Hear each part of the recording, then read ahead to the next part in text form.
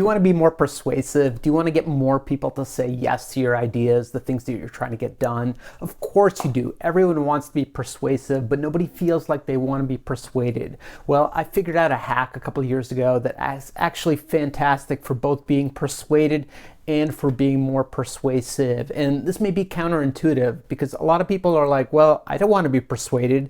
I don't want other people influencing my ideas and how I think. But that's actually completely wrong. We make so many decisions throughout our day. We're making tiny decisions all over the place. What to have for breakfast, what links to click on, what videos to prioritize, what emails to respond to.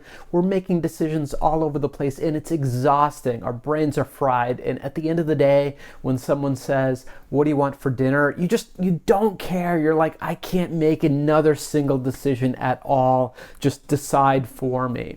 And the reality is that we have decision fatigue all over the place. We want to be persuasive. We want to be influential. We want people to respect our ideas and we want people to be leaning into the conversations that we're having.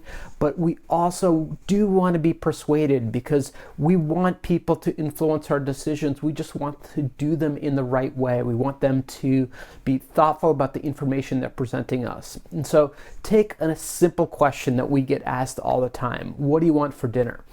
The response always, I don't know, I don't care. If that same question was presented in a way that was easy for you to respond in the affirmative. So if someone says, are you okay with pizza for dinner?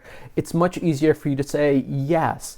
And that was the realization that I had. That was like the epiphany that if questions were phrased in a way that people could just say yes to them, it made it easier if they had the decision fatigue to go along with a particular decision, to be persuaded.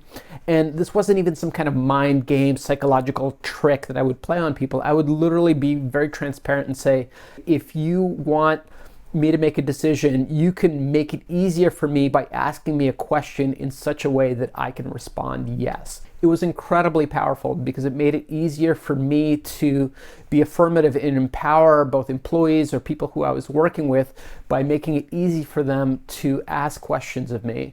But it put some burden on them to really think through the options and make a good argument so that saying yes was an easy thing for me to do. Again, I wouldn't say yes 100% of the time, and if I would phrase questions and ask them of others, they wouldn't say yes to me either. But by phrasing questions in a way that could be answered by yes, I was establishing a frame. And a frame is a negotiation technique where you're creating a baseline of an expectation. So if I ask the question, would you be okay with pizza for dinner? I've established a framework of where I want to have dinner or what kind of food I might be interested in. So even if your answer is no, you're more likely to negotiate from my starting framework position. So I don't feel like pizza, but maybe Italian's okay.